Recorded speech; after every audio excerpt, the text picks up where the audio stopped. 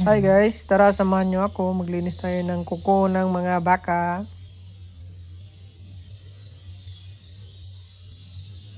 Ang laki ng bato.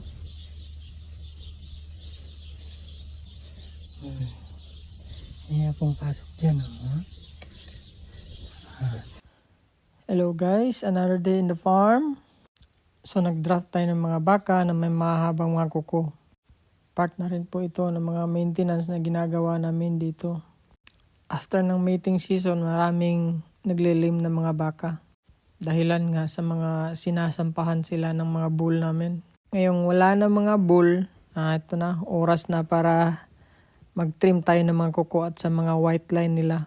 Yung iba naman, yung nakita nyo kanina, may mga bato dun sa mga paa nila. Kaya tinitrim namin at ginagamot namin yung may mga malalang pagkakasugat. Dahilan nga ito ng paglalakad nila sa raceway namin na lumalabas na yung mga bato. Lalo na pag tag-ulan, lumalabas talaga yung mga maliliit na matutulis. Kaya minsan susugat yung mga paa nila. Yung iba naman, nalalagyan ng kahoy dun sa gitna. Kaya makikita nyo sa video, pinuputol ko yung ibang mahabang mga kuko nila. So it's time para i-maintain natin yung mga kuko nila at putulan natin yung mga mahaba. Ito yung magandang paraan namin dito para mas mabilis namin maputol yung mga kuko nila. Nilalagay namin sila sa crusher. Tapos nililift namin yung paa nila. Kaliwat kanan para maganda yung lakad nila at pantay na rin. At the same time, natututo ka na din. So ganito lang dito sa farm. Enjoy lang. Yan na nga, tinutulak ko nga sa crusher. Ginagamitan ko ng grinder para mas mabilis.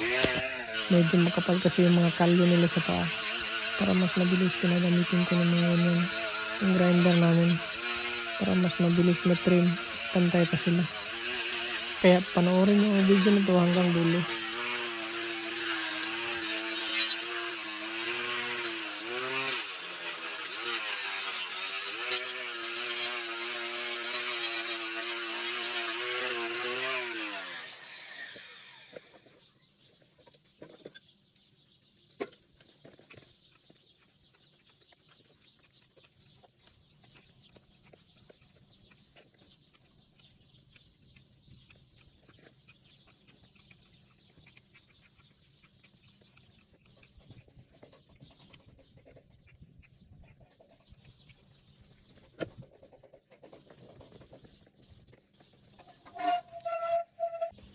Ayan pa isa, kita nyo naman kung gaano kahaba yung kuko nila.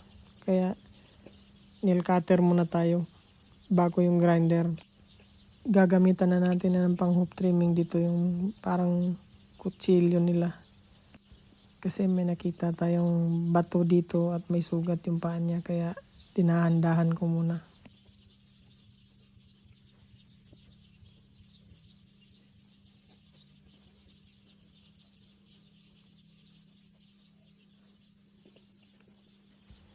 Papakita ko sa inyo kung ano nangyari dito. Yung bato.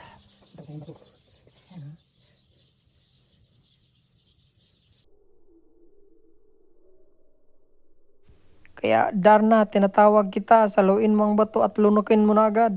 Papasa ko na sa'yo.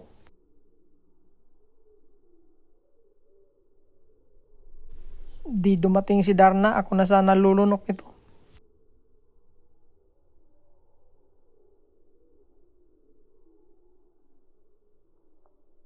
May akong pasok dyan. Ililinisan natin.